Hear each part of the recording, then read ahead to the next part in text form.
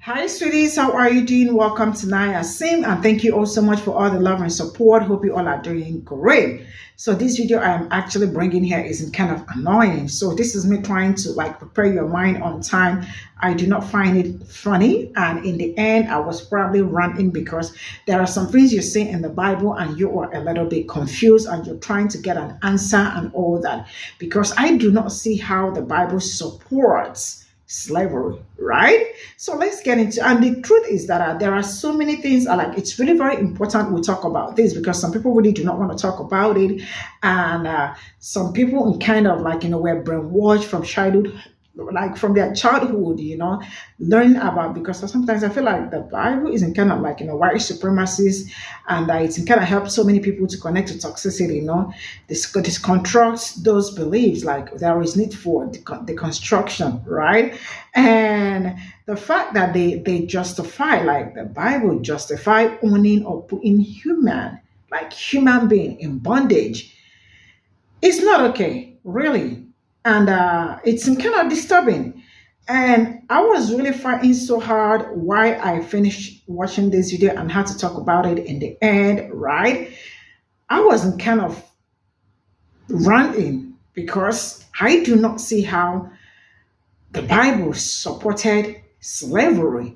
And then they had to separate, indentured servitude and chattel slavery, right? Let's just get into this video. Instruction on how hard you can beat your slave. Oh yeah? Yep, Exodus 21:20. Anyone who beats their male or female slave with a rod must be punished if the slave dies as a direct result. But they are not punished if the slave recovers after a day or two, since the slave is their property. Right, this is a verse that's quoted often from typically atheists who think anyone should care about their subjective morality, but a lot of Christians struggle with this passage as well. Yeah, it's pretty brutal. So first of all, these slaves were indentured servants, meaning they served masters to pay off debts. This wasn't pre-Civil War African-American slavery where people were kidnapped. Well, the God of the Bible definitely explains the difference between the indentured servitude that the Israelites went through and chattel slavery. In Leviticus 25, starting at verse 42, he says, "They are my servants who I brought forth out of the land of Egypt. They shall not be sold as bondmen. Thou shalt not rule over him with rigor, but shall fear thy God." He's saying that you can't sell Israelites as bondmen, and Israelites can't rule over other Israelites as bondmen. They were to be hired servants. But he said, "Both thy bondmen and thy bondmaids, which thou shalt have, shall be of the heathen that are round about you. Of them shall ye buy bondmen and bondmaids." This God is making a difference between indentured servitude and lifetime chattel slavery. And he's saying, buy them from other nations around you, the heathens, but not amongst the Israelites. He then goes on to explain what we are familiar with in North America with the chattel slavery.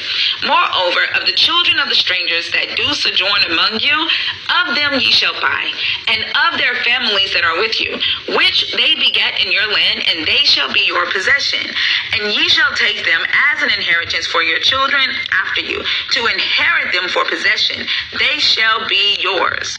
Bondmen forever, but over your brethren and children of Israel ye shall not rule over." So if you go to verse 26 and 27 of that same chapter, it says that if a master hits a servant and damages an eye or chips a tooth, the master had to let the servant go free. Their contract was broken. Weird, isn't it? It's almost as if God was saying, don't abuse your servants because they're... Again, that was for the Israelites only, because only the Israelites were indentured servants and were under contracts. Everyone else was considered lifetime bondservants. For example, in Joshua 9, starting at verse 22, this story is about how a foreign people, also known as the Gibeonites, became lifetime bondmen for the Israelites. Joshua says to them, "Now therefore you are cursed, and there shall none of you be freed from being bondmen, and hewers of wood, and drawers of water for the house of my God. Verse 27 says, "And Joshua made them that day hewers of wood and drawers of water for the congregation and for the altar of the Lord, even unto this day in the place which he should choose." Again, the Israelites were not allowed to be lifetime bondmen, but anybody from a foreign nation, the Israelites were allowed to buy, sell, trade, and pass down as an inheritance. Chattel slavery.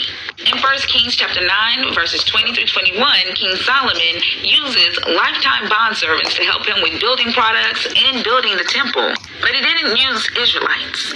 And all the people that were left of the Amorites, the Hittites, the Perizzites, the Hivites, the Jebusites, which were not of the children of Israel, their children that were left after them in the land, whom the children of Israel were not able to utterly destroy, upon those did Solomon levy a tribute of bondservants unto this day. But of the children of Israel did Solomon make no bondmen, but they were men of war, and his servants, and his princes, and his captains, and rulers of his chariots, and his horsemen. Going back to Leviticus chapter 25, starting at verse 39. "And if thy brother that dwelleth by thee be waxen poor, and be sold unto thee, thou shalt not compel him to serve as a bondservant." There's a difference. "But as a hired servant, and as a sojourner, he shall be with thee, and shall serve thee unto the year of Jubilee. And then he shall depart from thee, both he and his children with him, and shall return unto his own family, and unto the possession of his fathers shall he return." And then it goes on to talk about where the Israelites could actually buy their bondmen and bondmaids. Coming to the realization that the God of the Hebrew Bible actually did establish the codes that was used for indentured servitude and lifetime bond service that was mimicked in North America is pretty hard for Christians. As if anybody is supposed to care about their cognitive dissonance and their dishonesty. Because if anybody says that the God of the Hebrew Bible did not condone slavery, no matter if it was indentured servitude or chattel slavery, it's a flat-out lie. Which leads me to my next question. If the God of the Bible saw lifetime servitude, bond labor, chattel slavery moral back then, and it took humans to realize that it was actually immoral, who's actually driving the morals of this God? And doesn't that lean more towards the concept of this God being more man-made than anything, if the evolution of its morals actually follows the evolution of human morality? The Bible. Well, just in case you're wondering how a large group of Christian folk could tolerate the blatant racism and white supremacy that's so prevalent in mainstream American politics, well, here's your answer. I get so sick and tired, and I'm not being racial here. Cue the racist comment in 3, 2, 1. But I'm just going to preach just a minute. I get sick and tired of white boys all the time wanting to go to downtown Chattanooga and try to pattern their life out of how they're living downtown. Black boys with their breeches hanging off, and white boys want their breeches hanging off, and the hat turned sideways. They want to turn their hat sideways. Listen, I know it sounds like this is from the 70s, 80s, or 90s, but this was actually filmed in November of 2021. Continue. It makes me sick to pull up to a red light and see a white boy in a little lowered car with one of those trash can mufflers on it and the boom box in it, and they're goosenecking in there. And I want to jump out and open the door and say, "You're not black, you're white," and straighten up. I'm just simply saying that God made a difference in us. Listen, I know the temptation here is to believe that this is an anomaly, right? As if this was one dude sitting by himself in a Tennessee holler spewing out hatred, but he's not in a holler, and he's not in a small community church. He was a featured speaker at a camp meeting and a regional gathering of like-minded church folks who deliberately invited him to come and preach. And his message is not unique to him either. This is the type of racism that formed the foundation of the religious right in the early 70s, when a group of preachers decided to take on the highest courts in the land because they wanted to make sure that their private Christian white schools remained, you guessed it, white. Because there was no government in the world that could tell them to do something that violated their Christian values that said whites and blacks should remain separate, distinct. Listen. We will never heal from stuff like this, from this sin, until we name it for what it is, sin, and call it out every time we sin. This has got to happen. In case you don't know, my name is Sam. I'm a pastor in Asheville, North Carolina, and if it wasn't already apparent, I've given up silence for Lent.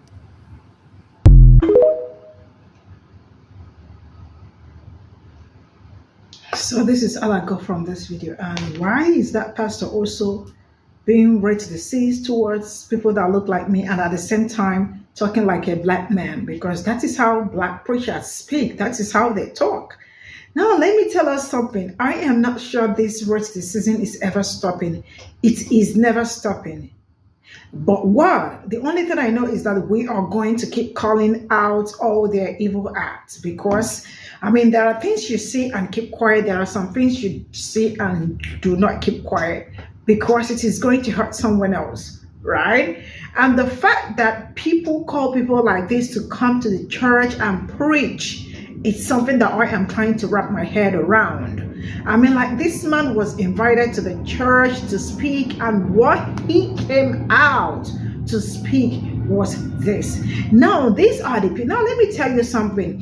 When they talk about America and they talk about how, I mean, everything, the foundation is a Christian, God, I mean, like, on God and all that. I look at them sometimes, I am like, it looks like you already do not understand, because sometimes when they speak, I am trying to understand, I mean, who the real, like, are you sure? God and all that. Because this cannot be a man of God coming out here to speak this racist rhetoric on people that look like me. You know, the stereotype is always amazing, how they wake up and all they want to do is to stereotype black people. And then come back again to gaslight us and tell us that it's been years ago, get over it, and the rest of it. It has not been years ago. And it is still happening. This was in 2021, but I got hold of this just right now. How do you tell people, like, you know, that how really I am finding this really so hard, and it's very hard for me to believe. I am sorry, because you all are going to tell me that why are you finding it hard to believe, you know? But it's just sick how every day we wake up, all we see is people being on black people for no just reason. So he came to church to talk to the congregation, or on all he could, I mean, talk about stereotype black people and be so racist in the church. So these are the people that still want Jim Crow to continue. These are the people that still want separation to continue. They just want black and white, black separate, you know, white separate, still want the fountain to be white fountain, black fountain. They do not want, like, really, how do you want to tell me that these people really want, like, you know, they want to see the progress of people that look like me? Because of course he does not. I mean, this is like something that came out from, I mean, like a preaching that came out from 70 something. You know? And then let's get over to the indentured service and chattel slavery. It's just really amazing how sometimes, do not get me wrong, a lot of people are just going to be like, you are always, like, you know, talking about, I am telling you how I feel. And do not dismiss it. You can tell me anything or say anything, but do not dismiss how I feel. Sometimes I am just confused about Bible. And that is the reality of it. Sometimes I am very confused, because the same Bible cannot wake up to tell me some certain things. I just do not understand it. I know this Bible is actually, like, you know, the history of black people, but there are some things you read about, you know, some are going to say it's in the Old Testament and all that.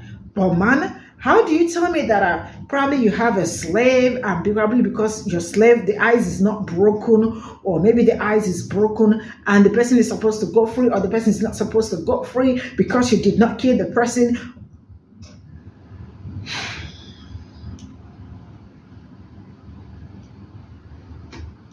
Really? Slaves are still slaves, you know? and should not be in the Bible. I don't know how all of them all got into the Bible. So all these were something that I didn't know. I didn't know. Don't get me wrong. Sometimes I feel all these things are scripted, But yeah, it is what it is. Because how come some part, even like during slavery, how come some part of the Bible, like the slaves were not taught the real thing? They used the same Bible to turn, like they turned it upside down for them, so that well, I am sorry, but I am telling you how sometimes. But sometimes I see black people trying to justify Bible. How do you want to justify it? I don't know, but it's hard for me to understand.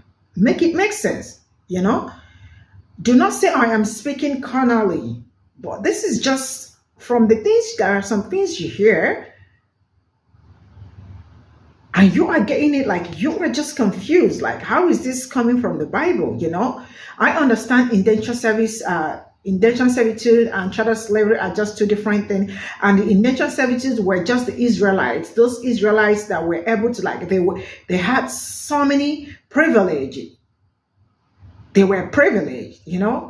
They were the people that probably they have to work to pay off whatever they owe and all that and continue their destiny. But people like me did not get that opportunity, right? And so both of them are just two different things. Oh, I don't know, man, but sometimes it's really hard to explain how the evangelical, how they push, or the Christian nation, the Bible they give to us, because this Bible sometimes I feel like it was just something like that was kind of manipulated. Do not get me wrong, too. When I am saying something that is a bit confusing, I am sorry if you all are, but I still have a lot of questions to ask, But I sometimes feel like Bible has multiple gods, This one is talking about this, the other one is talking, the other place is just all confused and all that. Still, do not get me wrong. I am still a confused fellow trying to understand some certain thing.